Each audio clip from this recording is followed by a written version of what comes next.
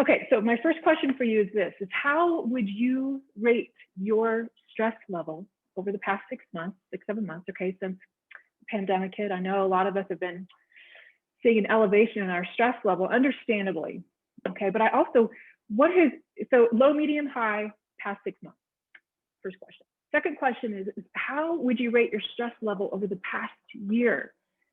So we had life before COVID and we had our own personal circumstances for sure.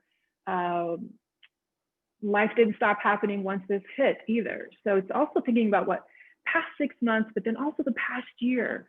Was your stress level low, medium, or high? So you might be experiencing what I call a stress sandwich, where you've already had your own personal stuff and then this hit in March and we're just kind of going out of our minds. If you find yourself in a kind of survival mode, like you're running on fumes, kind of enduring what is, you're not alone. And it's going to be really important to normalize that there is a way to kind of climb out of what feels like a quicksand or a mud pit of stress. Okay, so let me talk about what the 3 different types of stress are. So there's 3 categories. The first one is eustress. Now, eustress is positive stress. Okay, this is meaning-making stress. We want this in our lives. This is butterflies in the stomach. This is goal-striving excitement. Okay, this could be going on a first date or starting a new job or giving a talk. So this is positive stress. Acute stress is different. Okay, our bodies were built to handle acute stress response in the system. Okay, we want this response. It's protective. This is when it's the fight or flight response. Okay, our adrenaline, stress hormones, adrenaline and cortisol are being released in our body. And what adrenaline does is it actually creates an increase in heart rate. It increases our breathing rate. It actually brings blood more to our extremities in case we do need to flee or fight. It's protective. Now, cortisol also gets released, which is a stress hormone. It's an anti-inflammatory effect to the adrenaline. So those 2 work symbiotically to help prepare ourselves physically, mentally, emotionally, but particularly physically for really assessing and addressing that stress. An example of that might be a argument with a loved one, or it could be a fender bender, near miss in a car accident, that kind of thing. So it's there to protect and to help us be more alert in the moment. Now, chronic stress, that's its own animal. Okay, chronic stress, I find, is what a lot of us are under. And even before the pandemic, okay, so just there's a lot coming at us in life. I don't care who you are, there's usually kind of a lot going on. Life happens. And when we're under chronic stress, it doesn't mean it's a bad thing, okay, because we can rise to that occasion. But it also depends on how we're managing that stress. So chronic stress can be more insidious, underlying, it's a sense of enduring, right? There's a lot coming at you. What's happening in the body physically is that, and if it's not being managed properly, and we'll talk about how to do that, but if it's not being managed in a healthy way, we're going to have our stress hormones being released at an elevated level, maybe not at the acute level, but a little bit more elevated than our bodies are meant to handle. And so we're kind of agitated, and we're left feeling kind of spent, exhausted, or just wound up like a knot. Okay, so chronic stress. Sources of that would obviously be the pandemic. That's we're all kind of, facing our new norm, right, of daily living. Lack of sleep can be a source of chronic stress. Like sometimes it's the chicken or the egg. The anxiety was that there first, and then it impacted my sleep, or was my sleep impacted, which is upping my level of agitation, irritability. But chronic lack of sleep can certainly be a source of chronic stress. Job stress, life transition. It's another potential source of chronic stress. Moving, starting a new job. I see this a lot with empty nesters and retirees. Those who are just finishing, say, college, and they're in that gap between college and what's next in life. It's the transitional time. That's where we kind of feel like, oh, there's nothing to anchor into, and it can feel discombobulating. Maybe there's a sense of what's my purpose, what's my identity here. That's when I see a lot. So that can create some ruminating and some thoughts around that. Chronic loneliness and disconnection is another source of chronic stress. I have a whole class in this series dedicated to that topic.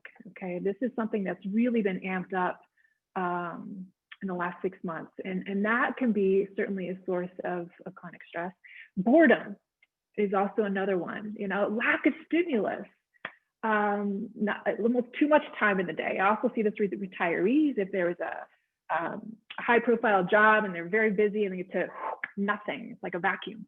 That can feel anchorless as well. So boredom can certainly be its own source of stress. It's newly researched and it's quite interesting, but we do need to feel a sense of purpose and like we're filling our time with something that's purposeful. Rumination. This was a question that was asked in the last class as far as what do I do with my thoughts all day, every day? If I live alone, I don't have a lot to do in my time, but it is a lot going on up here. Absolutely, this can definitely be a source of chronic stress depending on what we're thinking. Our thoughts matter, okay? Our thoughts matter. We have around 60,000 thoughts per day. Okay, let me flip to that one. We have around 60,000 thoughts per day. Up to 90% of those thoughts are repetitive. Think about it. So depending on what our default thinking patterns are, that will either be serving us or hurting us, or somewhere in between, right? Depending on what our thoughts are. But the negative thoughts in there, those are called ANTs, okay? And that stands for automatic negative thoughts. So the more ANTs that we have floating around in our brains, the more likely we are to suffer from these kind of symptoms of chronic stress: depression, irritability, muscle aches and pains, digestive issues is one I hear about, especially as women. Brain fog, and potentially addiction or just overuse or dependency on those things that help to take the edge off. Okay, so we want to be careful around, okay, what is our default thinking? I will also have a whole class dedicated to kind of harnessing our thought processes. It's called Harnessing Our Inner Critic. And so our thoughts matter, and I'll have a whole class dedicated to that. But for today's sake, it's understanding, you know, what is your default thinking? That will absolutely inform the lens with which you look outward. It will inform your perspective, and our thoughts dictate our emotions. Okay, when there's a thought, there's a feeling, and our emotions have a direct impact on our behaviors. So our thoughts absolutely matter. And so we want to become aware of our default thinking. Now, if we're having a stressful thought and the emotion that kicks in is hopelessness, frustration, anger, fear, and let's say, okay, I don't want to feel that. I don't want to think that. I don't want to feel that. We may go to a behavior that feels very, very comfortable, very rooted, and it works in the moment as far as taking the edge off. These are the two that are popping up for the folks that I work with, and just in general, you know, friends, family, we, you know, especially in the last 6 months, if it wasn't there, it's come back. If it was already there, it's amplified. Where, okay, I don't want to think this, I don't want to feel this, there's a lot of uncertainty. These behaviors work. Okay, so I want to normalize and also validate that if there's certain unhealthy behaviors that we're gravitating toward to take the edge off, you're not alone. They work temporarily and in the moment. We can do anything. These are just two examples that I hear a lot about with folks, but shopping, online shopping is a thing. Boy, is it going gangbusters, right? Shopping, TV, any kind of drugs, recreational, prescription, over the counter, whatever. Social media is its own we can kind of get addicted to that. Phone, right? The feed and news, right? Right now, news. I keep telling people go into news detox because it's kind of depressing. So we can do anything in excess to take the edge off of stress. Okay, these distractions help for a window of time. So as much as we may not like the consequence, they are serving us in that moment of desperation, of feeling under duress, of feeling stressed out. But this is the thing. Unhealthy false fixes is what I call them. The false fixes, they exacerbate survival mode. So they get rid of it for a window of time, right? But it's like putting a Band-Aid on a hemorrhaging wound that won't stop bleeding. That's gross, but it's temporary fix. And then it's going to come off, and then here's our stuff right here, let alone maybe the guilt and shame that might be percolating based on, oh, I said I wasn't going to do this again, and I did it again, and what is wrong with me? And then it could be the physical discomfort of doing the unhealthy behaviors. And then we're stuck back with the original distress of why we went to these behaviors in the first place. So it becomes kind of its own trap. But let me tell you, when we're under stress, like chronic stress, there's a thinking part of our brain, and then there's a survival part of ourselves. Our logical brain turns off when we're stressed out. It tends to just, for many of us, okay, it just powers down, almost like a flip of a switch. And what kicks in is something much more primal and much more visceral. Okay, this is our survival mode. And this is here to protect us. Okay, think of our acute stress response. It's here to protect, to fight, to flee, to guard, to alleviate suffering. We are hardwired to avoid suffering. And so when we're feeling threatened, or that fear response, or that emotion that's really unnerving and unsettling, and it's like, okay, what can I do to get rid of this now? And I work with a lot of folks who grapple with emotional overeating, and particularly at night. And so nighttime will kick in. Let's say it's the morning of, the person's like, I will not do that again tonight. I will not do that. I feel bad for what I ate last night. The reasoning mind is kicked in because it's not in that alert state that it was in the night before, which might have been created by loneliness, or watching the news, or boredom, or whatever the trigger was. Okay, but come morning, the thinking mind is there, and it's like, yeah, I'm not gonna do that again. Okay, and the nighttime hits, and all of a sudden those feelings come rushing in. And then the primal part of ourselves, it's very visceral, it's very trance-like, it's like, no, I don't wanna feel this. And that's when autopilot takes over. That's when something more survival mode-ish takes over. And then we go to those false fixes to get relief. So the key with this is to know that we're gonna have that pop up, but it's how to take a step back and recognize and kind of hack the system, right? So that we can bring our reasoning mind back on board just a teeny bit and really work with that, but then also work with the primal instincts in that moment to escape that experience of suffering. So I want to ask you this, with all of that in mind, how do you manage your stress? What are your default go-tos? What is your default thinking? What is your perspective right now? Okay, so remember, your thoughts dictate your emotions dictate your behaviors. So what are your behaviors? How are you taking care of yourself? Unhealthy, somewhere in between. Okay, I want you to evaluate without judgment. I know it's hard to do. Especially for the perfectionists out there, where you got to be all good or all bad or all right or all wrong. Black and white thinking does not work here. When it comes to self-care, it's much more complex than that. This is where psychology comes in, and this is where I geek out quite a bit, because boy, if it was as simple as just do this, don't do that, we'd all be doing this and not that. But it's not that simple. So how are you managing your stress? What are your default go-tos for coping? What started out as coping might have transferred into habit, okay? So I want to take a few minutes, or a couple of minutes, and see if there's any questions or any comments or any thoughts with what I've discussed so far, and take any questions that you might have at this point before we dive into the solutions here. Erin, we had some comments about how particularly stressful the news and the election cycle has been. A few comments about that. And then someone asked, what kind of stress is career stress? How would you categorize that based on what you had said earlier? Oh yeah, I think it depends on, that's a good question. I think with career stress, boy, it depends on if you're trying to find, if you're in transition, or if you're in, it's kind of like that sense of purpose. I use a term called spiritual hunger, which is feeling deprived of a sense of purpose, passion, pleasure, joy, connection to self or others. And in there could be that purpose around career, around what do I want to do with myself and my time and my day. that career stuff has been coming up a lot in the last 6 months for folks of reevaluating what's really important. Job stress and career stress are a little bit different. It could be on the job stress. It could be career stress around what's next. What do I really want to do? How do I want to spend my time? That could be, again, anything that's underlying and that's kind of there and it's doing this, it's kind of tapping you on the shoulder. It's not a negative. It's not a negative, okay? It's doing this because it needs attention.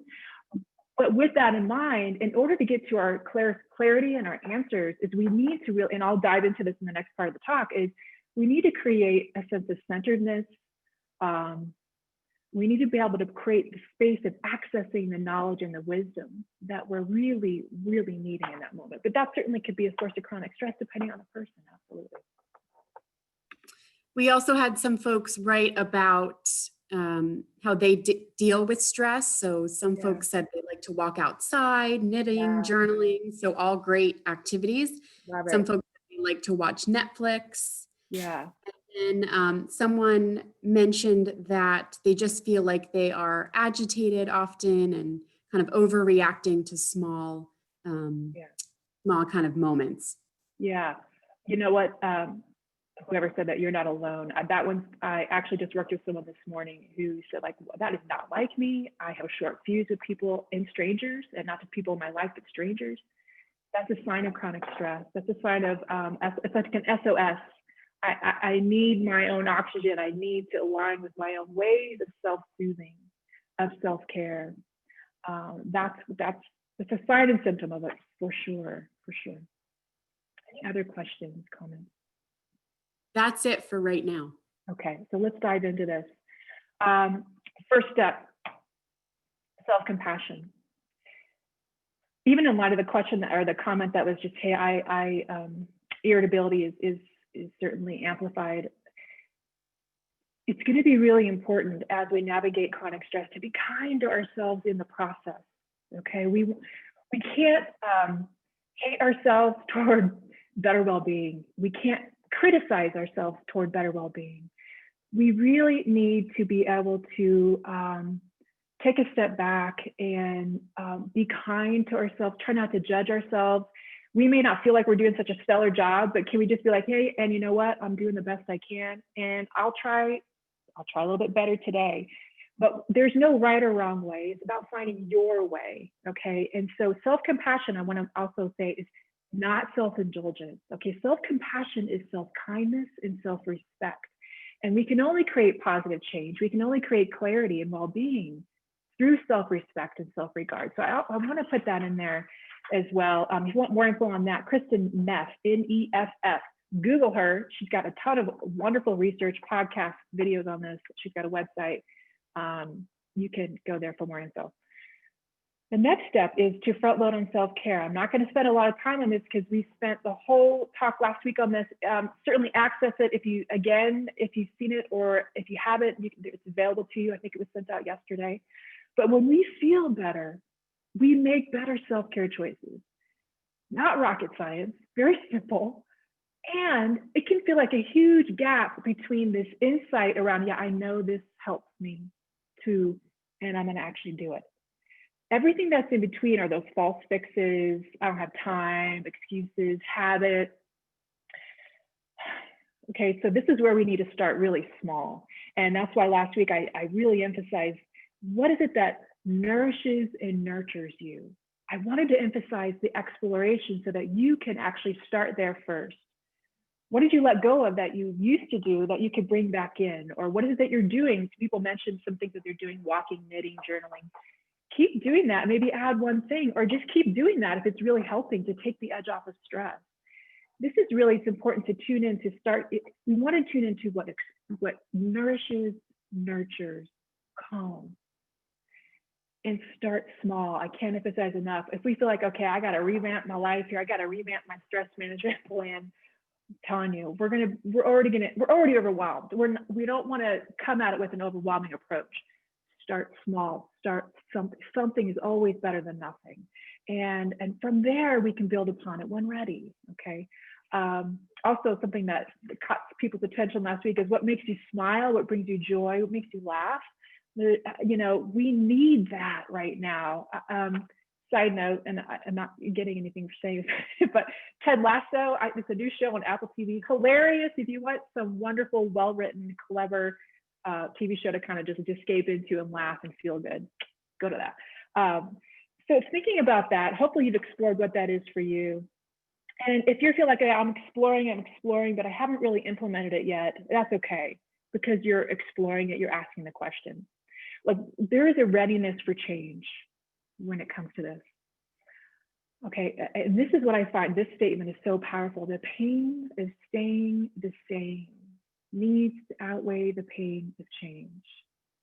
You know, it does. And so those false fixes might be helping more than they're harming. I want to use an example of this. I worked with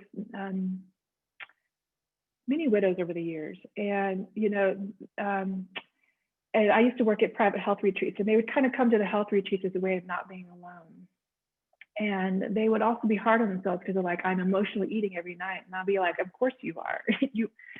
You're grieving, and food got you through. And that's okay. And then them being at the retreat was them actually saying, yeah, and I'm ready to thrive now. So the pain is staying the same did outweigh the pain and change. So they were ready for that change. So we want to be able to understand that there is a readiness behind this stuff, okay? We want to respect it, there's no right or wrong. Bring in those elements of self-care, those acts of self-care, explore what nourishes and nurtures you. That's going to be preventative. That's the foundational stuff. And certainly refer to last week's talk for much more info on that. Now, there's also in the heat of the moment. Okay, we've got our preventative stuff that we're trying to do as far as self-care, but then we have in the heat of the moment when, let's say it's 9 o'clock at night, I got the news on. First of all, stop doing that. But let's say, okay, here's my trigger. Or maybe I'm feeling lonely, right? Or maybe I'm just bored. Again, whatever your trigger is. And then it becomes, okay, here's the urge to go to my false fix. Research shows if we can just take 10, we want to get our thinking brain on board. We want to get our conscious awareness on board so that we can have a choice in that moment. We want to redirect to other activities first, okay? So this is where it's don't try harder, try different. Don't try hard to avoid what you feel like. I really want to eat or drink or do or not do that. I really want to do that rather than trying to avoid it. It's like that movie, I think, I don't remember what it was, like squirrel, you just want to, it's like how to direct ourselves to something else first. And research shows if we can actually redirect our attention, people mentioned a few things earlier, knitting, walking, call a friend, play the piano, whatever it is, take a few deep breaths, journal. I have a puzzle on my coffee table. I always have one going because for me, I like to watch a few shows at night. I like to laugh and just turn off my brain. If I don't have something to busy my hands, I could easily go to the fridge and just kind of do this, and I have my own history with this stuff. That's why I teach it. I understand it.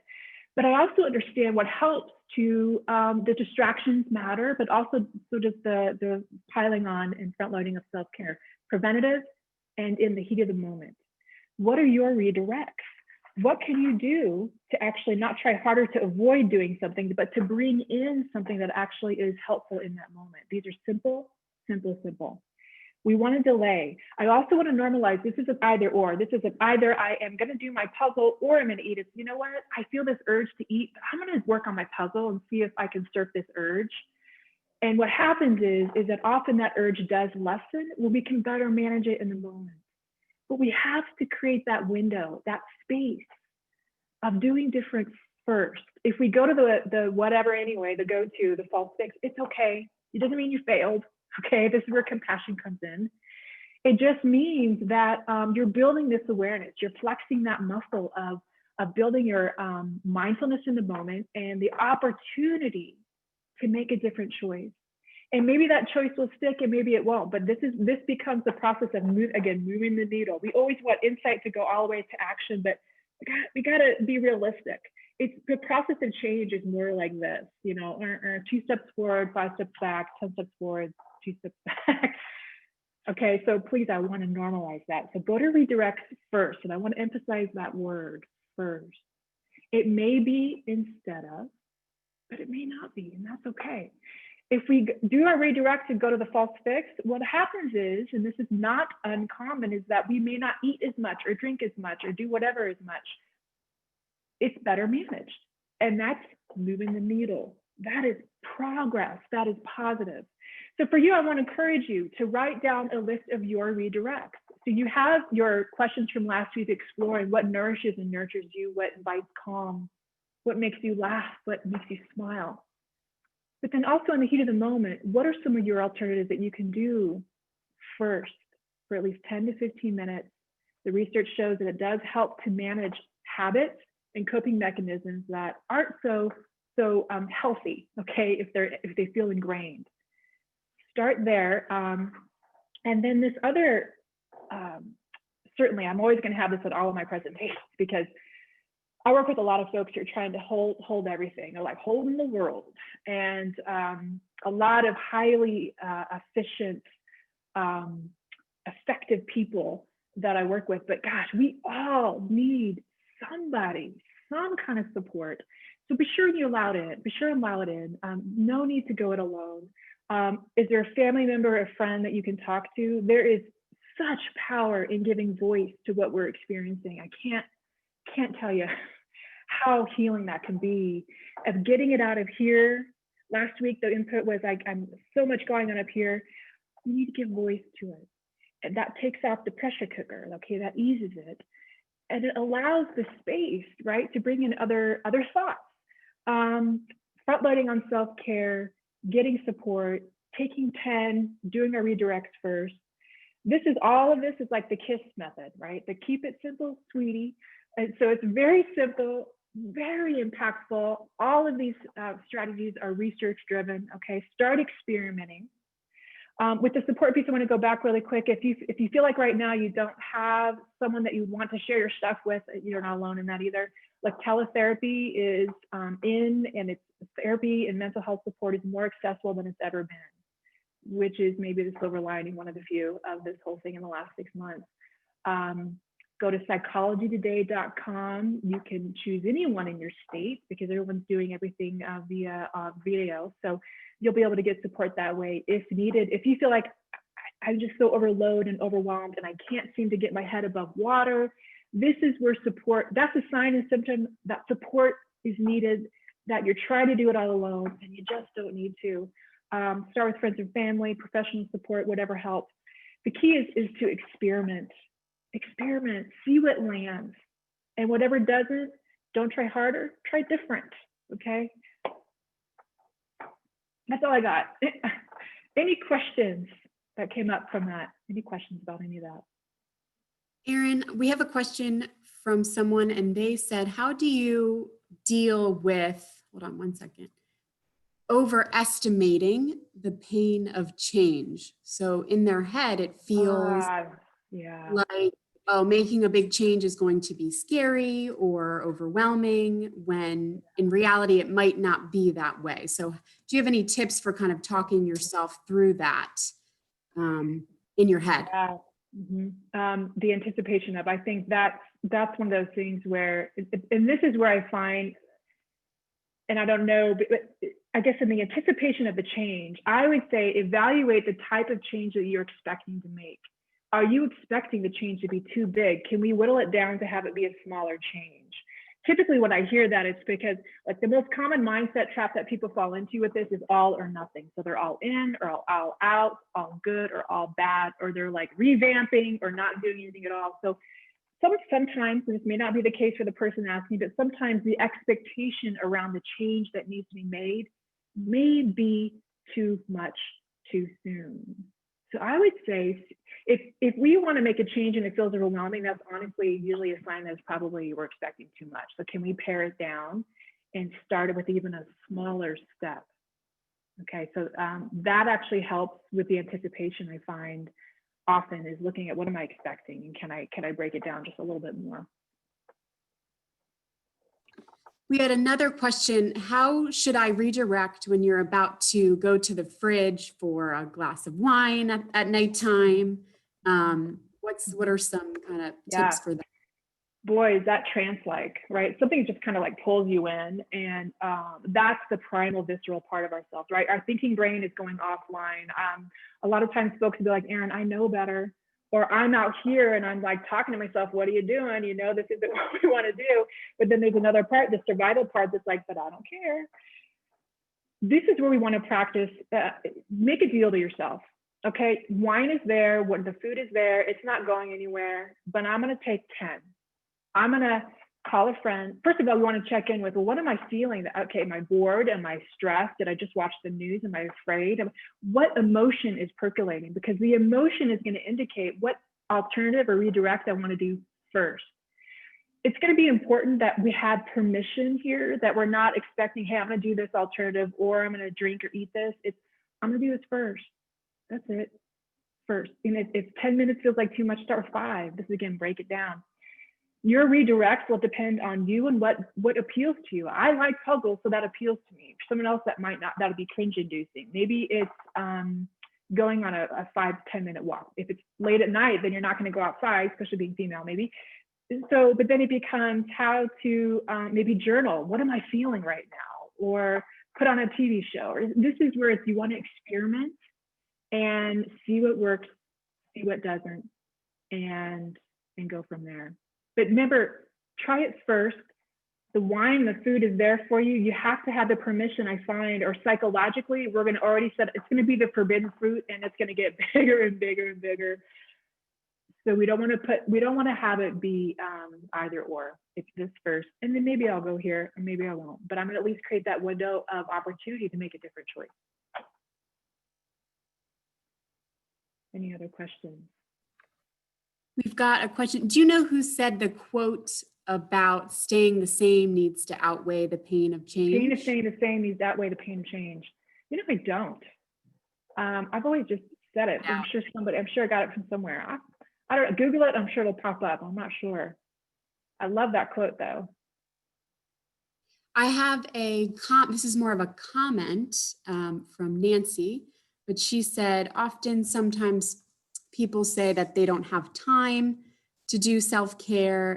I don't think it's always a conscious thing, but it might make you feel guilty for making time for self-care. So perhaps, they maybe feel jealous for not having a coping strategy for themselves. Oh, you mean if you're met with resistance? Yes. From someone else. Yes. I used a quote, which is by Brene Brown last week, called discomfort over resentment. And yeah, that's uncomfortable to deal with, to wrestle with someone else's, maybe their resentment of you aligning with your self-care. And I think when we have to almost kind of wrestle with our own discomfort of being resented or getting kind of met with some of that backlash from it, I would say that there's just going to have to be this, like, what's really important, and we can't control or manage other people's responses to us. But something's got to give. And I think, there is such a need to align with what we need, and that person will find their way. And maybe through modeling the self-care, maybe that will be inspiration, maybe not. If that's their resentment, then that becomes how to almost let go of that. That's their path to follow. If you live under the same roof with that person, then it becomes a little bit more challenging, I get. But it's really about how to make sure, again, that's where the support piece comes into play, that you have support that is being that positive voice for you, that is aligning and allying with you in that process of prioritizing your own self-care, so that you're not only met with that other energy. Another question was, what was the podcast that you recommended? Was there a podcast? I know there was a TV show, Ted Lasso. Oh, yeah, Ted Lasso. Yeah. Was there a podcast as well? The podcast, no, I would say Kristen Neff. I mentioned her website. If you go to, I think it's self-compassion. Her last name is spelled N as in Nancy, E, F as in Frank, F as in Frank. Kristen Neff. She just did a podcast there's a podcast called The Goop. Love some of their stuff. And she actually was interviewed on their wonderful podcast. If you call The Goop, self-compassion, Kristen Neff, you're going to pull that podcast right up. And let me tell you, if you need more information on self-compassion, how to do that, That is a wonderful resource. She's she's really the go-to person around. She's done a lot of research around this, and her material is fantastic. I think that's what maybe they're referring to. And can you say that podcast name? The Goop, G-O-O? The Goop. Yeah, it's called The Goop. G-O-O-P. Yeah, there's a lot of great ones on there. Just kind of filter through. That's one of my favorites, The Goop. Perfect. I wrote it in the chat box. Good. And we had a couple people write in and tell us that it was Tony Robbins who. Oh, thank you. Thank you. I'll make sure I get that on the slide. I've just been, obviously osmosis, you pick up these things, so that's good to know. Tony Robbins, well, kudos to him. Any other questions from anybody out there? Or comments? All right, Erin, do you want to talk a little bit about next week? And I can mention a few details as well. Yeah, so next week, one redirect skill set that you can practice with is meditation. You're going to get a wonderful treat with Lizette Safaldi from Hilton Head Health, who will be teaching meditation and guiding you through one. So that is certainly a way in which to do this and this, calming and centering when it comes to stress management. It is a valuable tool, research-based. A little meditation goes a long way. It's not about creating a blank mind. It's about presence awareness training. So I highly recommend tuning into that, to really learning another skill set to help with stress management. Wonderful. So I just want to say thank you, Erin, for the past couple of weeks, and we will see you in a couple of weeks after our session with Lizette next week. I do want to mention Erin is such a great resource, and her email here. Feel free to reach out to her with any specific questions. Yes. She always says that she will reply to you thoughtfully and, take her time and give you kind of as much help as needed. So, feel free to reach out to her. She's really a wonderful resource, and we're very glad that we found her. So we hope that you have a great couple weeks, Erin, and we'll see you at the end of October. And I'll be sending out the recording of this afterwards, as well as a link to last week's as well. But be safe, everyone, and thanks again for joining us. Have a great week. Bye-bye. All right, thank you. Bye.